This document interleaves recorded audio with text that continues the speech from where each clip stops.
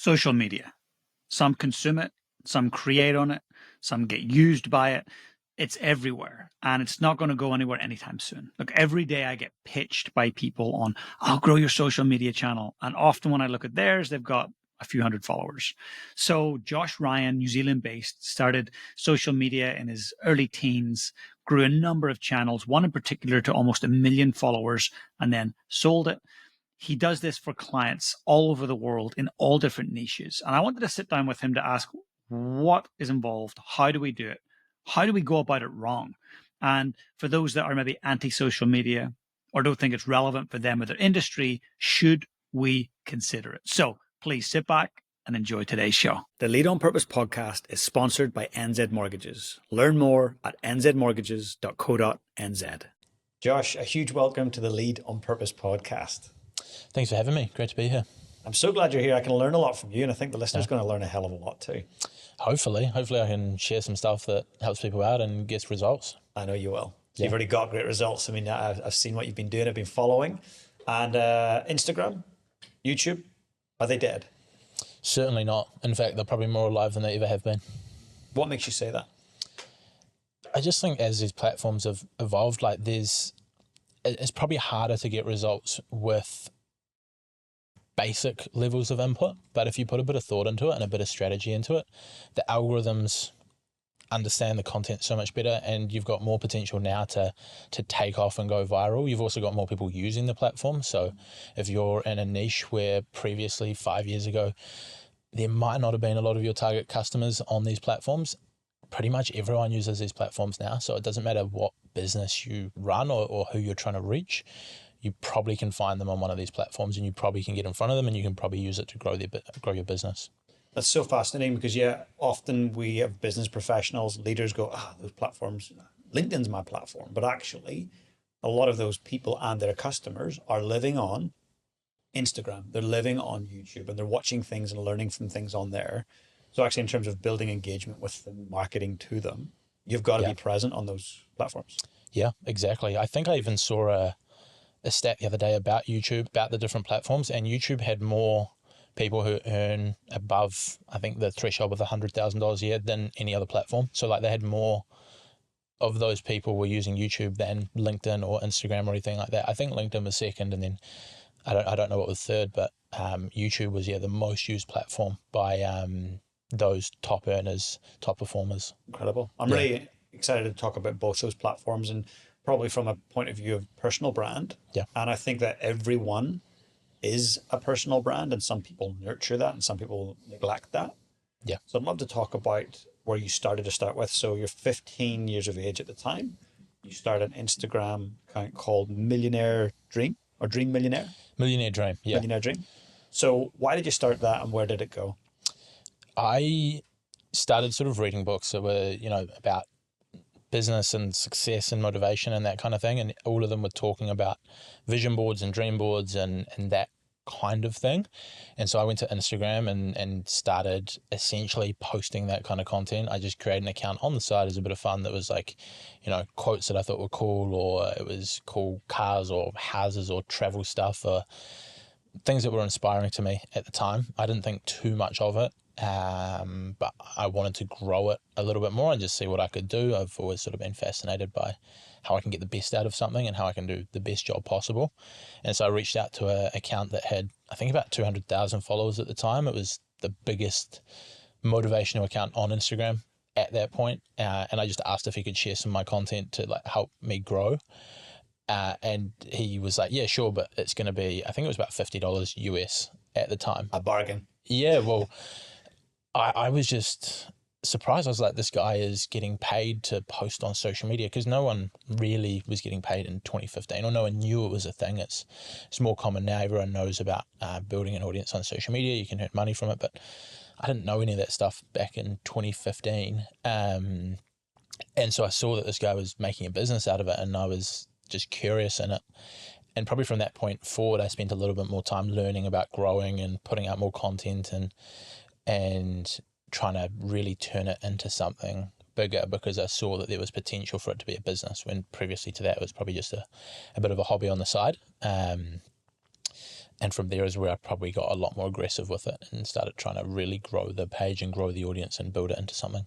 Amazing. Well, you grew it into something. You grew it into north of 900,000 followers, subscribers, what we want to call them, but followers on Instagram. Quite remarkable. What did you have to do to get that level of subscribership and followership? The main thing above everything was just a high volume of content and trying to get better and better as we went with it. So people talk about trying to post on social media consistently. We were posting at times 4 or 5 times a day, just trying to crank out as much high quality content as we could. Lots of it would not really perform that well, but some of it would do really well and grow the audience. And if you're posting 5 times a day, even if 80% of it is going to flop, you've got a really good post each day that's performing well. And so that probably really helped, and just sticking at it for a long period of time. Are we talking original content here, or sometimes repurposing content and then collaborating? Yeah, so it was a lot of repurposing, it was a lot of collaborating, and even the stuff that was technically original was still, it wasn't me coming up with something. It was, you'd find a cool quote, you'd find a cool image or a cool video to pair it with, and you'd edit it together, but it might only take 5 minutes to make. And so when I'm talking about posting 5, 6 times a day, it's probably still only half an hour of content creation a day. A local business, a personal brand definitely shouldn't be trying to go for those levels of content. If you have to think about something, plan it, film it, edit it, publish it, you might be going for 4 to 7 times a week. But yeah, high volumes of content over a long period of time, and just being really, really consistent with that. It was like day in, day out. Consistency is key. I love that. It's interesting. So let's say someone's listening right now or watching going, hey, yeah, that's nice. You did it in 2015. You got almost to 1 million subscribers, followers, but it's too late to do that. You can't grow like that anymore. What would you say to them? I would say in some situations it's actually a lot easier now, because back then it was a lot easier to grow on a linear path back then. You could grow 50 followers a day a lot easier back then than you probably could now. But to grow 1,000 followers a day to get to the bigger numbers, it's so much easier now, because back then all you had was you could post photos, you could post videos, but they weren't reels. Actually, I don't even know if you could post videos in 2015. But yeah, you were posting content which would go to your followers. You had hashtags if you wanted to reach people, but there was no explore page. There was no suggested content. There wasn't stories for people to share your content to their stories and get in front of new people. You didn't have any of that. So the ways that you could grow was like, you used hashtags, and if someone searched that hashtag and found your stuff, you could reach them. You had collaborations where someone would post you to the audience, and then you had things like follow, unfollow, commenting on stuff, liking people's stuff to try and get in front of them. Like there was genuinely times where I would leave 1,000 comments a day, where you just go to a hashtag like hashtag motivation, and then you comment on 1,000 posts. It might be 100 comments spread out, 10 times during the day to grow the audience. And so it was very like linear with your input to output on things. Whereas nowadays, if you want to grow, yeah, it might be harder to get a bit of momentum going, but you could have a reel pop off that gets 1 million views and then brings in 10,000 new followers from one piece of content. And you can get that going a few times a month, and all of a sudden you're growing 10, 20,000 followers in a month, and you're getting millions and millions of views on your content when you never had that back then. And so some things were definitely way easier, but other things are easier now as well. This is fascinating. I love it. So let's talk about some of the tactics of it nowadays. Yep. So if someone's going, okay, what do? I would like to have the 10,000 a month growth or whatever it might be, or just some growth. Yeah. Hashtags, strategy for content itself and creating that. What's working right now? So firstly, I'll say don't even worry about hashtags. Like hashtags pretty much do nothing. In fact, the CEO of Instagram did a podcast recently with a big YouTuber, where the YouTuber had asked him if hashtag works, and then he sort of turned around and said that he wants to buy a domain that's like do hashtags improve reach.com, and then just put a big no on it. So he's come out and said many times that they don't really do anything, just because the algorithms are so smart these days that if you post a 60-second long reel, the algorithm can know exactly what you're saying in that reel, and they can see who's in the reel, and they know everything about that. So you putting hashtag motivation in there isn't going to give them any data that they don't know. And nowadays, so much of the suggestions on the platforms is not about, no one goes in there and searches for a hashtag like they used to. They go to their explore page and they get recommended content, or they go into the Reels feed and they get recommended content, or they go and search just a keyword instead of putting the hashtag in front of it. And so hashtags, pretty much do nothing nowadays. In fact, it probably hurts you more than they help you, because it looks a bit ugly having a bunch of hashtags on your account. So I wouldn't worry about hashtags. I would just get really clear on, like, one, who you're trying to reach with your content. So get super clear on that instead of just posting what you think is going to work. Think about who you're trying to reach and really hone in on that. And so that depends on what your business is. If it's a service-based business, it makes it really easy. If someone's an accountant that works with business owners who make between $1 and $5 million a year, they can think about, like, who are these people? What content is going to resonate with them? What stuff's going to be relatable to them? What stuff's going to be helpful to them? What stuff are they going to want context around? Like, what legal updates and changes in the business world are they going to want to understand? What problems are they facing every day with their business? What stuff are they going to laugh and relate to? And then create content based around that. And so you're really speaking to these people. And if you can really nail that, that's where you get all the growth from. Because if you create something that shows up in front of one of those people and they learn something from it, they laugh at it, they share it with their mates, one of those sort of emotions, Instagram will go out and find a ton of those people and share it with them. And that stuff there, like, if you're going really niche, you might not get the massive numbers, but equally if you're trying to work with a specific person, you don't need millions of people to do really well as a business. You can reach 10 of those people, create a relationship with them, sell them your services. It might be thousands of dollars. And all of a sudden, off a small audience, you're doing really, really well. Just getting clear on, why am I doing Instagram or YouTube, whatever? Like, why is it? Who am I serving? Who am I trying to help? What are their problems? How do I answer those problems with my content, or at least hook them and get them interested? Yeah, exactly. Okay. It's pretty straightforward. You just got to figure out who you're trying to reach and how you can create something that's going to be useful to them. I love that. And you've had, the thing is, I talk about believability rating. So believability for me is, like, has someone done the thing that they're telling other people that they can do? So when you've done that, you've taken a channel, it's went north of 900,000. You've went the same on YouTube. You've had tens of thousands of subscribers on YouTube. But the believability factor, like, is, you've done it for yourself. Can you help others do it? And so when I look at what you've done, you're helping others do it. You're helping your clients make millions with their businesses through social media. Yeah. So that to me is like, okay, we've got a lot to learn from you. Hopefully I can pick up some good stuff. No, 100%. Yeah. Can I ask you, so we chatted a little bit before we hit, record, about my social media. Yeah. And so obviously I'm a rookie. But I've got a team that work really hard. They're not so much rookies. They're constantly learning and eager to learn and try and grow. Yeah. And we've had growth in different ways and at different speeds. But of course, we're keen to reach more people. Now, that's not 1 billion people. Yeah. But hey, it would be great to, say, double our reach in the next year. Yeah. Maybe quadruple it if we're lucky. But I don't think luck has much to do with it. I think there's going to be strategic focus. So if you've had a chance to look at mine, have you got any feedback? Anything you see, good, bad, ugly? Yeah, I had a bit of a look through it yesterday ahead of this podcast. And so, I mean, the one that we've already talked about is I wouldn't worry about hashtags. Just put the thought that goes into hashtags into the content itself. One of the things I noticed that's probably less of a growth strategy, but maybe more on branding, is just, I noticed a lot of different fonts and colors and edits, and that was sort of all over the place. It was hard to get like a clear brand on it. So like having a consistent thing there would be really good. And then when it shows up in someone's feed, they know it's your content and your brand, and it's easily recognizable. So little things like that can help.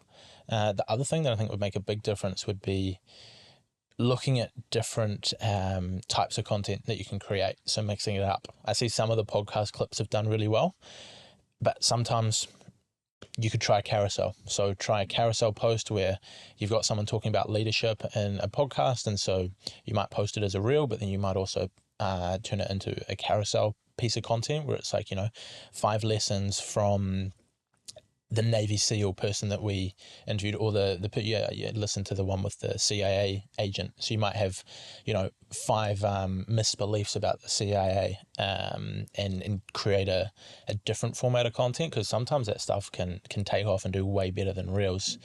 especially if you start testing it. So you might post some reels, you might have some carousels, you might also do some content where it might be just you filming yourself without being on a podcast and just giving some insight on a certain topic, a certain update. We find content reacting to things works really well, especially news and current events. So if you see a big news headline in your industry, you could turn around and just do a really quick video sort of reacting to what's going on.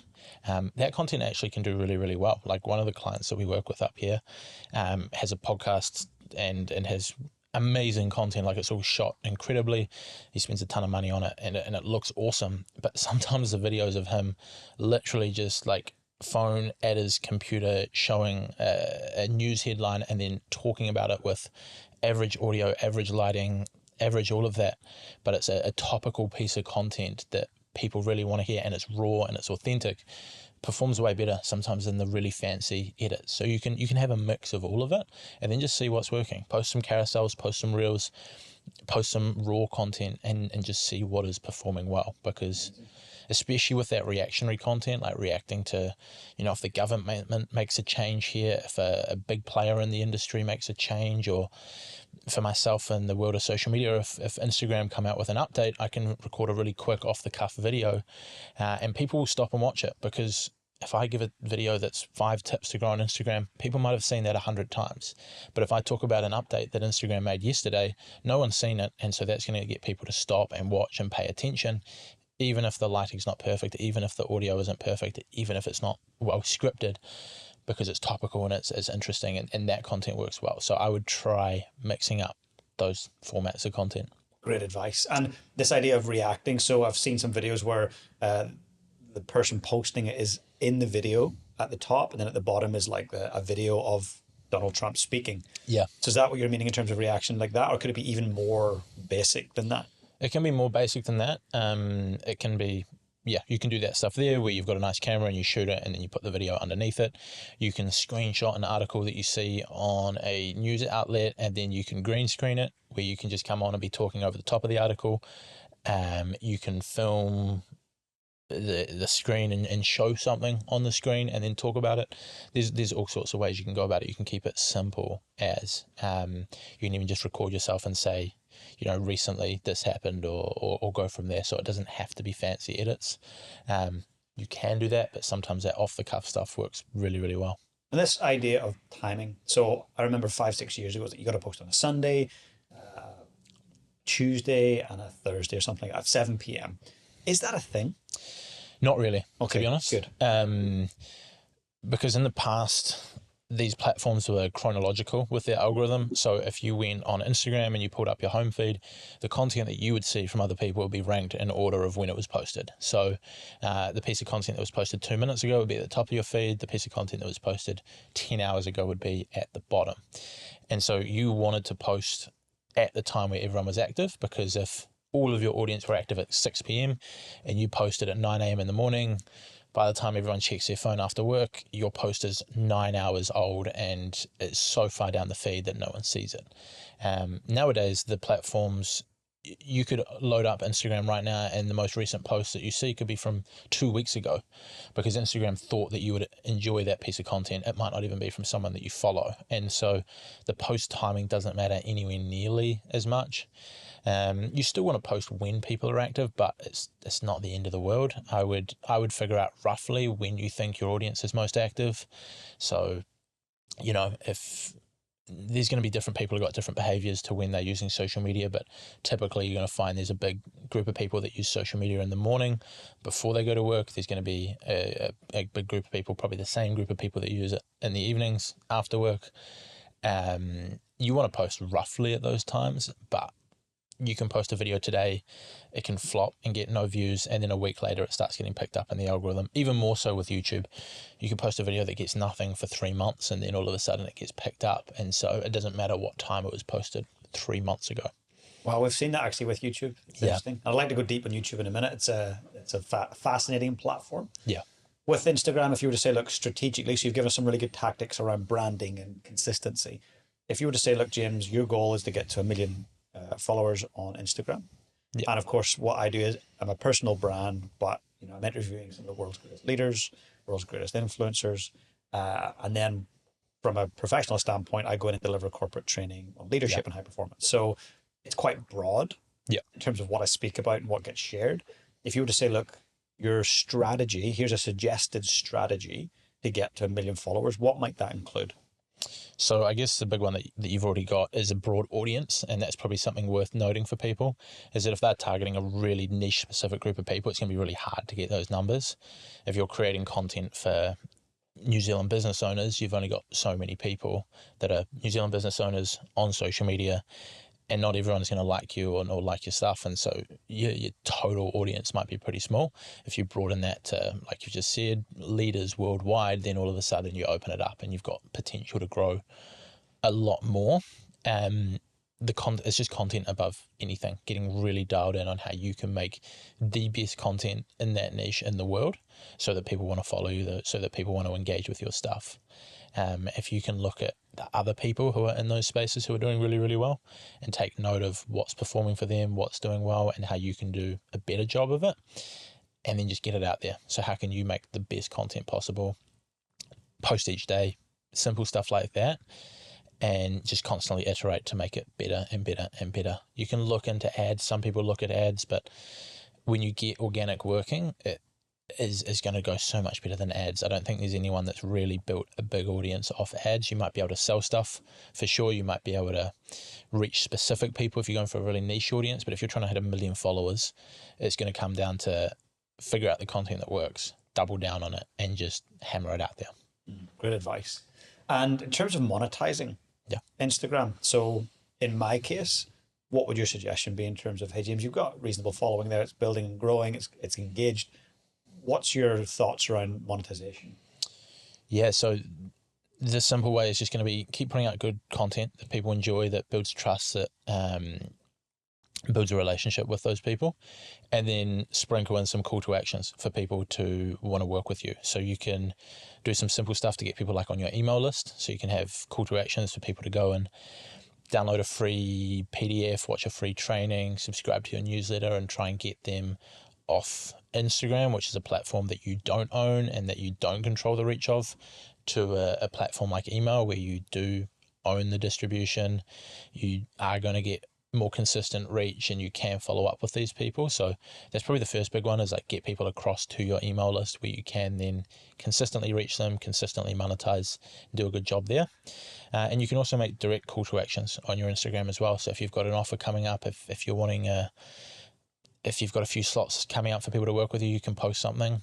I personally find the best way that you can do things is you want to work with the platform rather than against it.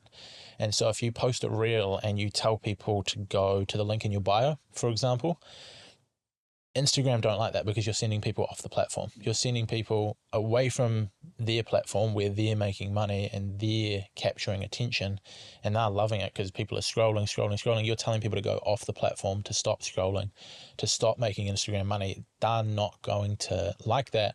Not only that, it's more effort for people to then, it sounds silly, but if you're scrolling and you got to stop that scroll, click on the profile, go to the profile, click the link tree that someone's got in there, find the right link, click on it, go to the website. There's a lot of steps there and most people just won't do it. So instead we find you can use a tool called ManyChat, which helps. I don't know if you've used it or heard of it, but instead of telling people go to the link in your bio, you can just say, hey, like comment this word and I'll send you a DM. And then so all of a sudden it's really easy for someone just to comment ebook or training or PDF on your post. You send them a DM with the info. And that's way better when you're trying to collect leads and make sales. The other benefit is it'll turn around and you get way more engagement on your content. And so all of a sudden your content gets pushed to more people. We did this with a client who's got a rugby brand, like they sell rugby tees and training equipment, and they made a short PDF, like a 8-page PDF on how to kick goals better and how to do that better, and they made a good reel about it.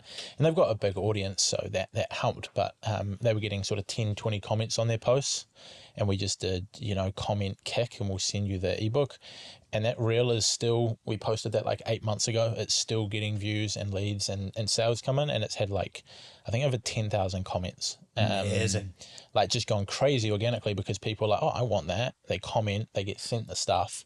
And so you can collect a ton of leads, make a ton of sales off switching from pushing people to the link in your bio to getting people to actually comment or DM you to do something. You can do the same in your stories. Instead of putting a link there, say like, hey, you know, if you want to get this free ebook, or you want to get this free PDF, or if you want to work with me, respond with this word and we'll send you the info on it. And it just drives all this engagement. Instagram love it because everyone's engaging on the platform, and it'll skyrocket the amount of reach that someone can get, but also the amount of leads and sales and monetization off the back of it. So I love that. yeah, Josh, that's amazing. So, and ManyChat obviously will automate all of that in terms of, I've seen it happen. I've actually been a client, I guess you could say, or a subscriber. So Lewis Howes, who runs School of Greatness, and also Stephen Bartlett with Diary of a CEO. So both of them have said, comment such and such, and I'll send you the link to the episode before it drops tomorrow. I was like, God, I want to see it before everyone else sees it. Of course, I comment episode, and instantly I get a DM. Right away, they're like, give us your email address. Okay. Yeah, no exactly. problem. So it's interesting. And in terms of the share button, like you want to, that little like kind of airplane type thing, the share with a friend. In terms of the algorithm, do you think that's a powerful thing when you get lots of people sharing? Does that tell the platform like, hey, this is good content? Yeah, definitely. Instagram have come out and said that that's like the biggest sort of factor in the algorithm is how many shares a piece of content gets. So you don't want to sort of go too over the top with like only trying to get shares. But if you can create shareable content, that's going to perform really well, because that's what Instagram have realized works really well for them to keep people on the platform. Is like you send reels to each other, you send posts to each other, and it keeps people on the platform longer. On YouTube, shares aren't as important because someone goes to YouTube and they just want to sit and watch a piece of content. So it's like, what's the click-through rate on your video? What's the watch time on your video?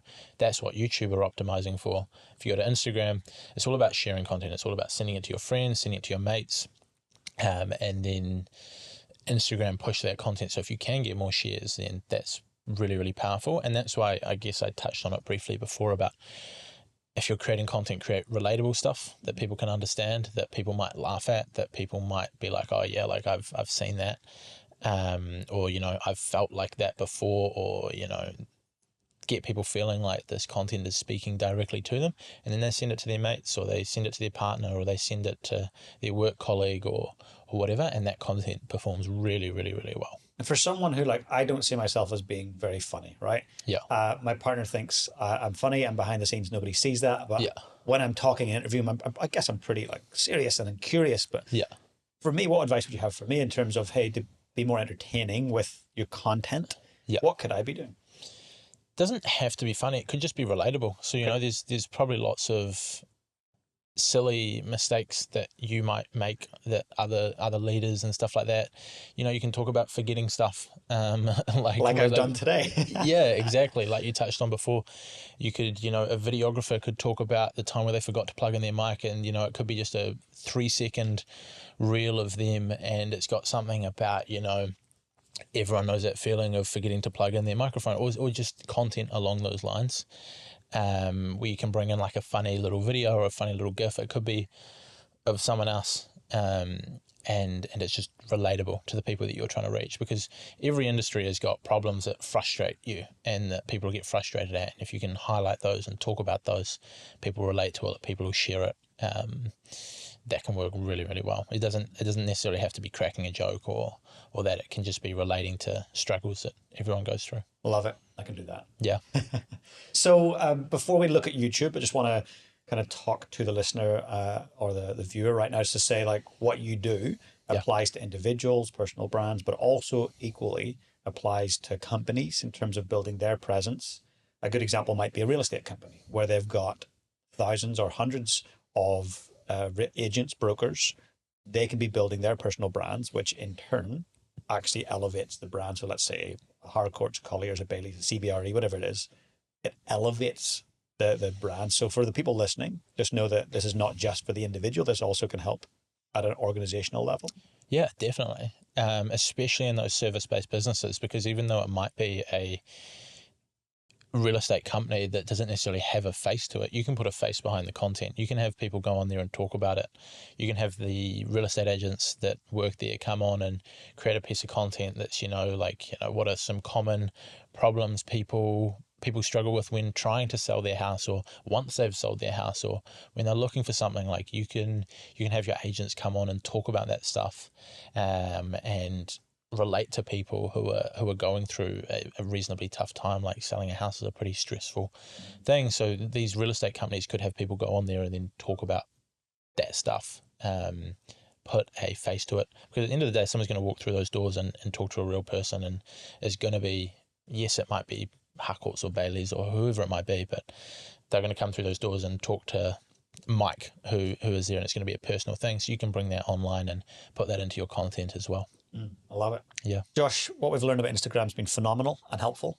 I want to look at YouTube. And so I believe, there's a lot more consumers than creators on YouTube, but I think we need to flip the script. I think there's a massive opportunity for people to grow personal brands and businesses, exposure, brand awareness on YouTube.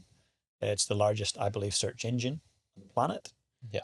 So let's chat a bit about that. So I've got a YouTube channel, and obviously this will be, we might be watching it on that, or they could be listening. But so we've been growing that slowly. Maybe a year ago we had 600 or 700 ish subscribers. Now we're probably, I don't know, at the time of recording, close to 9,000, and that's just been posting regularly, getting great guests on, asking people to share an episode with a friend, just kind of organically growing, but not massive, not quick, but just steady and consistent. So, what advice would you have for us around YouTube? And hopefully the person that's listening that either has a YouTube channel or is considering starting one, they can learn from this experience. But what advice would you have for me and our team?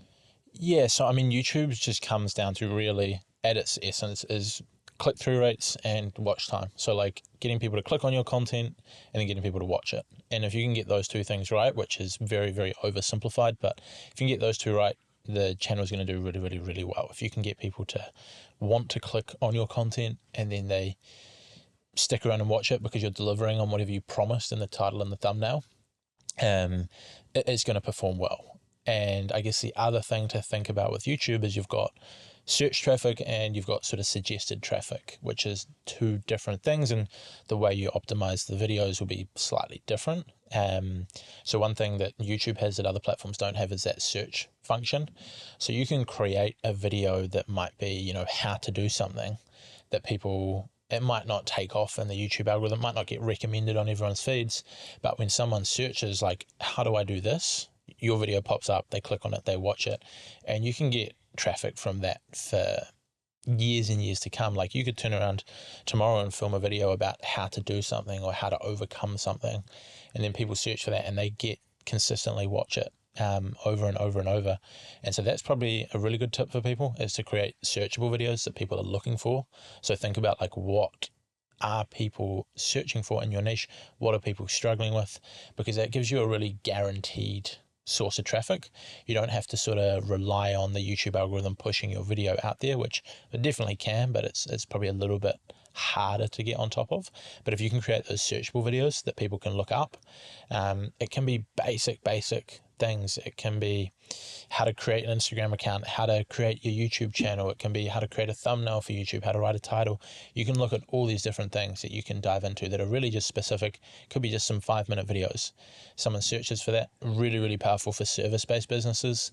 Like, we used the example of an accountant before. Think of how many little things an accountant could come on and talk about, that could be a 5-minute video, and that people are going to search for, find their video, learn it, and then get that they trust that person a lot. And then all of a sudden it's like, they're not going to watch that 5-minute video and then file their tax returns themselves. They're still going to want an accountant, and that's where they come to people.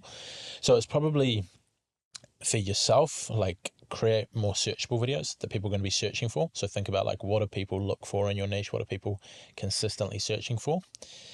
And then when it comes to getting pushed in this sort of suggested feed, it really is just really dialing in on titles, thumbnails, and then just delivering a good video, because that's something else that people don't really think about when it comes to click-through rates. Is they think about the individual video of, like, can I make a good title, can I make a good thumbnail? But equally, if the video you made the week before people watched and loved, they're going to be more likely to click on it. Because if the video they watched the week before was an amazing video that they learned heaps from, the video post this week might not have the most amazing thumbnail, might not have the most amazing title, but because of that relationship with you, they're going to click on it because they like this guy posts good stuff. Might not be perfectly packaged up, but people are going to click on it and watch it. So more searchable stuff, really dial in on titles and thumbnails. And I noticed one thing that you do well is you've done a lot of things well, but the repurposing of the content I really like. So taking like an hour-long podcast, and I saw you've got a bunch of 3, 4, 5-minute clips that you've taken from it, which helps you grow, but is also just gets you a lot more content for the same sort of spend on equipment, time, etc. 100%. Thank you. And yeah, I guess for us, we're using TubeBuddy. Yeah. So that's like giving us some help in terms of titling and what other people are searching for.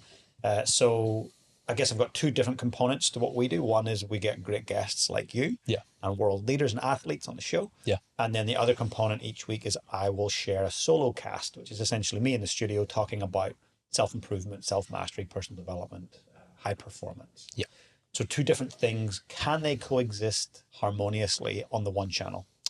If you're speaking to the same person, then yes. If you're speaking to different people, then I would have separate channels.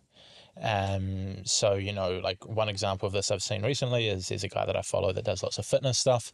He's built a massive audience of like millions of people on Instagram and a big audience on YouTube talking about fitness stuff, but he's also a business owner because he's got a business on the back of that. And so he's created a second channel that's talking specifically about business and marketing.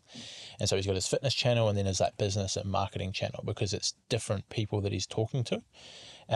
Because if a video about how to grow your email list shows up to people that are interested in fitness, no matter how good that video is, people aren't going to click on it, people aren't going to watch it, and so your click-through rates, your watch time is terrible, and it's just not going to work. So if you're trying to reach different people, then separate channels. If you're trying to reach the same person and you're just giving them a different format of content, then I would keep it on the same one. We've actually had a client that does this recently where they've got a sort of financial education podcast and they're doing their weekly episodes, but then they've come in and they've started doing some like 5 to 10 minute videos that they've just shot like a solo cast like you're talking about, and they've got it on the same channel because they're speaking to the same person.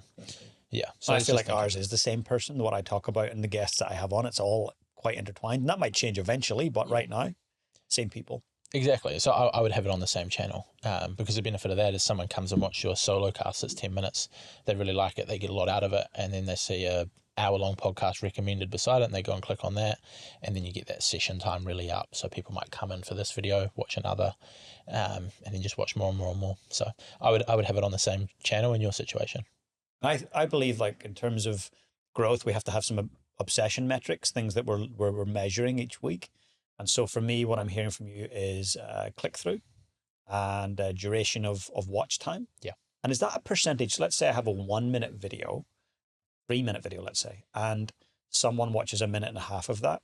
So let's say 50%. Yeah. Versus an hour video and someone watches a minute and a half of that. So does YouTube go percentage-wise? Like, hey, the 1-minute video or 3-minute video, the person watched it for 50% of the time, versus the 1 hour video and they only watched it for a minute and a half. Do you know anything around their algorithms on that? That stuff always changes a bit. And to be honest, even if you had someone that worked at YouTube, they probably couldn't tell you exactly on that stuff because a lot of it is machine learning and I don't know the details of that stuff, but a lot of it is changing day to day. But the thing is they're not necessarily comparing those two. They usually look at similar length pieces of content. Even when you're in your analytics on YouTube, like it'll show you your retention graph relative to other videos, but it's only comparing them to similar lengths. So if you post an hour-long video versus a 3-minute video, it's not even going to really compare the two because they're just completely different. It might compare all of your 3-minute videos to each other and then say, hey, this one's got the best retention rates, the best engagement. Let's show that to more people who want to consume a 3-minute video. And then of your hour-long ones, it's going to look at that as well. But just in general, like instead of, I guess, obsessing too much over the finer details, it's like, how can you make each video on its own? Like look at where people clicked off the video. So if you got a 3-minute video and people watching it for a minute and a half, look at like what happened at 90 seconds. Why did someone click off? Is there a big drop at some point? Like where did people stop watching? and then just bear that in mind next time you got to shoot content. So if you have a big drop off at the start and then it's sort of consistent after that, your hook probably wasn't great. There was probably something that it just wasn't an interesting start to the video, and so heaps of people clicked off. Or you had this really good title, this really good thumbnail, but then you open the video and it's not really talking about the same thing, and so people were excited to click on it. It's not that, they've left. And so you got to think about next video, like how can you make it better at the start to keep people watching? Maybe people watch lots at the start and then drop off at the end. If you've got a 3-minute video, some people will sort of give all of the content in the first 2.5 minutes, and then the last 30 seconds, they're sort of like, oh, thanks for watching. Go get my ebook, go subscribe, go comment, let me know what you thought. And they've just got this long, slow outro. People who are watching that video know that everything's finished at the 2.5 minute mark. They click off and you're going to see this big drop off. And so getting rid of that last 30 seconds and maybe a minute into the video be like, hey, I've got an ebook, check it out below. A little 2-second call to action. And then when you end the video, it's just abrupt. It's just, you know, you finish your content, you're done with it. Especially on short form content, like content that's like a YouTube short, because then people will rewatch the start of it. If you just end it abruptly at the end of your point. Exactly. And that's why you can see some videos will have like 150% watch time because people start rewatching the start of it again. I do that with other people's content. I often will watch it multiple times going, God, that was cool. Like I want to watch that again. Or I'll say, Caroline, come and watch this. Like, yeah, that's interesting. But people are harsh when they're scrolling content. And so like as soon as you get to the point where you like, you know, the video is finished and they're just like, you know, come check this out or that out, or thanks for watching. People are just going to be like, scroll, especially on that stuff. They'll just be like, scroll. Like, should we ever ask for a subscribe in short or long form content? Is it like kind of too much of an ask? I personally don't do it. I mean, I have it at times, but I don't really push it as something that you should focus on. And I had someone explain it to me if you're going to push for engagement, you're better off to ask for people to comment or engage in that way, because someone can only subscribe or follow you once. And so if someone watches 100 videos of yours and then the first one you say, go subscribe, they subscribe, the next 99 times you say that are pointless because they can't subscribe twice or 3 times. But if you say like, you know, what did you think about this? Let me know. They can comment on all 100 videos. And so they can engage 100 times instead of once. And so little things like that, I personally wouldn't ask people to subscribe or ask people to follow. A, because of that, but B, because if you just create really good stuff, people are going to want to follow and subscribe anyway, and asking them to do it probably won't make a big difference on it. Asking someone to engage in the comments will potentially spur someone on to do that, but that makes sense. I don't think I've ever had someone tell me to follow or subscribe and then I've turned around and be like, oh, I didn't think about that. More often than not, you just see a really good piece of content and you're like, I want to see more of this, so you're going to follow it. And I've done that a number of times, even recently, like, God, that's amazing content. I need to follow this. Yeah, exactly. And what we've been doing is testing thumbnails, titles, descriptions on YouTube. And one thing we've found disturbingly is that negative thumbnail titles tend to get way more click through than positive. Like when it's a little bit catastrophizing or a little bit sensational. And I don't like it. I hate it because I'm not that kind of person generally. Like, I don't do the controversial thing, but like, well, we want people to click the video and get started. But then again, we need to be measuring, as you're saying. Yeah, they might have clicked the video, but when are they dropping off? Yeah, and that's, I mean, you'll probably know more about the details of people being more focused on negative emotions and positive emotions with your work and understanding that. But people are always more inclined to click on the negative than the positive, and people are always more inclined to try and avoid loss than to pursue gain. And it's always been that way. You can look through newspapers of the last 100 years and look at all the headlines. It's never like how good things are going. It's always about the negatives. Even when things are going well, it's like, you know, people might write a thing about the property market doing really well, but they spin it of like, you know, when's it going to stop? When's it going to drop off? People aren't going to be able to afford it. Like, everyone's always trying to spin the negative because people are always going to click on it. So it's a tricky one trying to balance it out, because I know you want to put out good stuff. You can try and have like a negative hook to get people to watch and then deliver a positive message.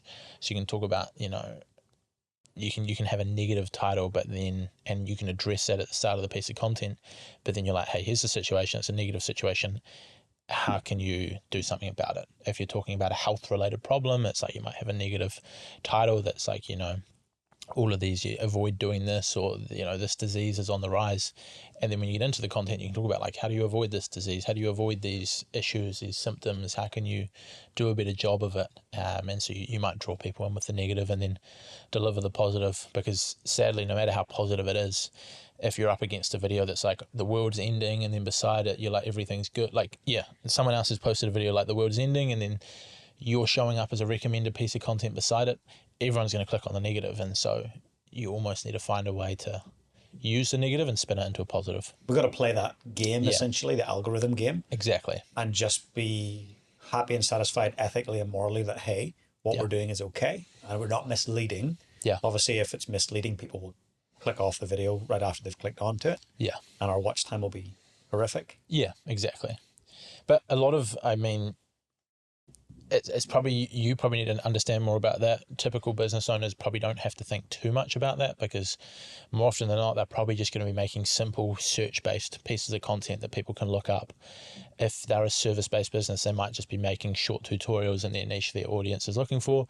People search it, it's got a good title, it's got a good thumbnail, they click on it, they deliver what they've said in the title and the thumbnail, and that's about as simple as it gets. They don't have to probably worry about gaming the algorithm too much. It's good to have a rough understanding of it, but they don't need to go too aggressive with it.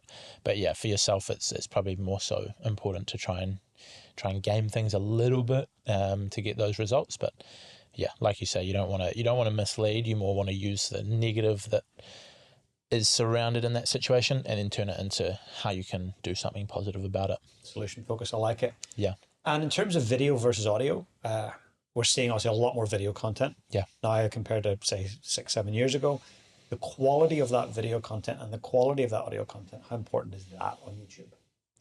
So the audio is way more important than video quality on YouTube and social media in general. Like, you can have, not many people will put up with bad audio in a piece of content. If you're scrolling and the audio's muffled and bad, like, you're probably not going to watch it, but you probably would watch something of someone just talking to their phone, but it's got really crisp, clear audio. And that's what we notice across any platform, really, is the audio matters a lot more.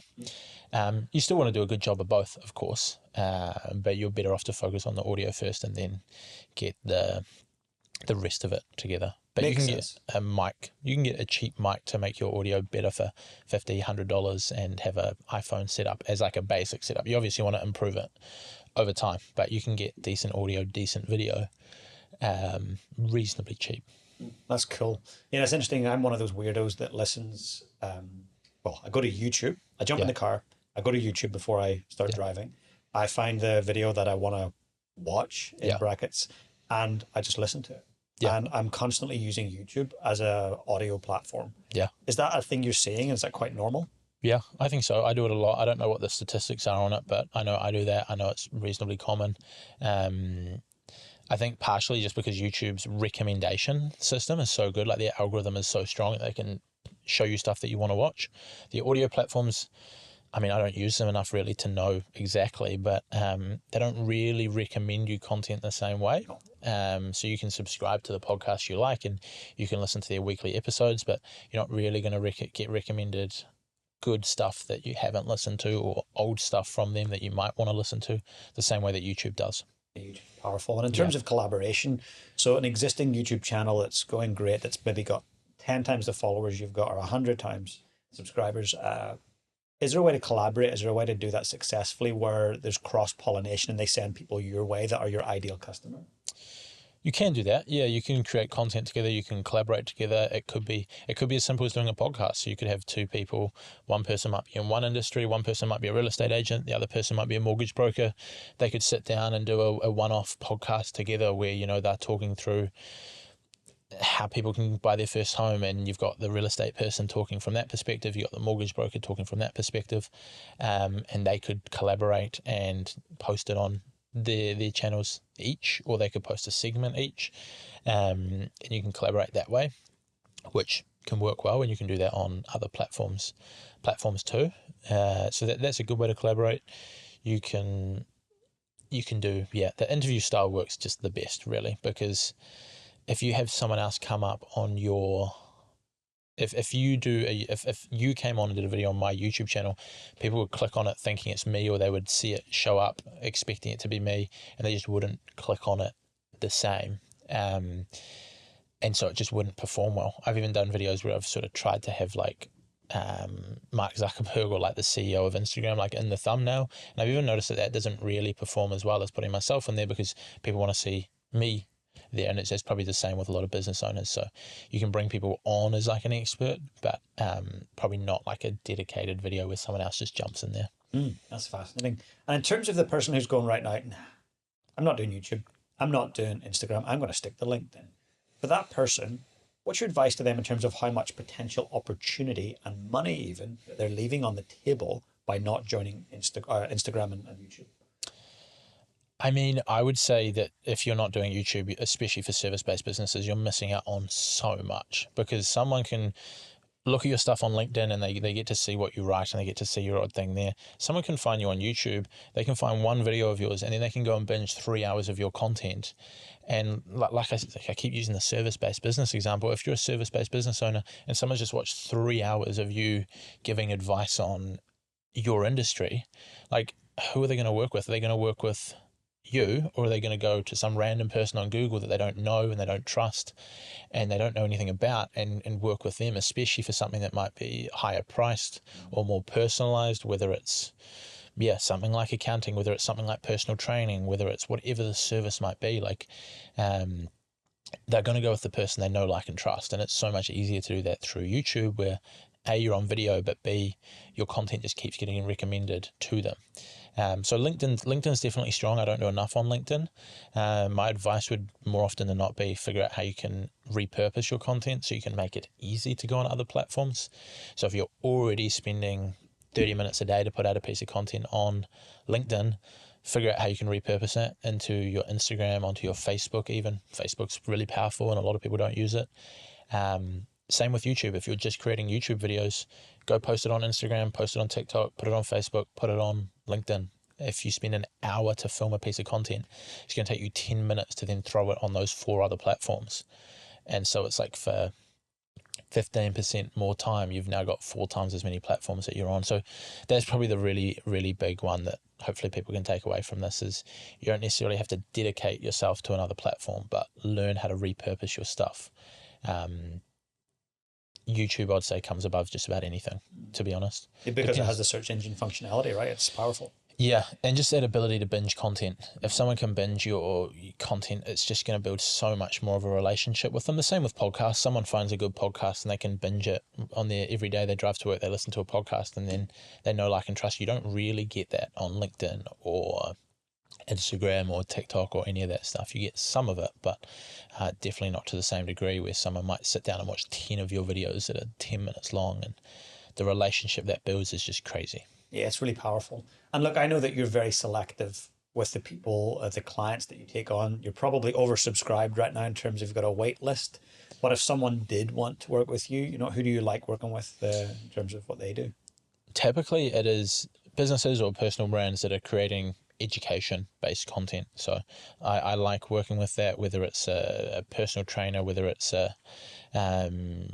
you can be an expert on anything. You can be talking about finances, you can talk about health, putting out content around that's also got a business on the back end, because I don't want to just be working with someone that's just trying to get as many followers and likes as possible, but also you want to drive real change for their business as well. So that's typically the people that we work with that have got a solid business and then creating educational content that helps people, and we help them get it out across all platforms, do a good job of it, make it look good, the right content, the right ideas, all of that to build it organically and help them really grow their business. I love it. And I think when we're looking at growth, we need to work with experts. You truly are an expert in particularly these 2 platforms.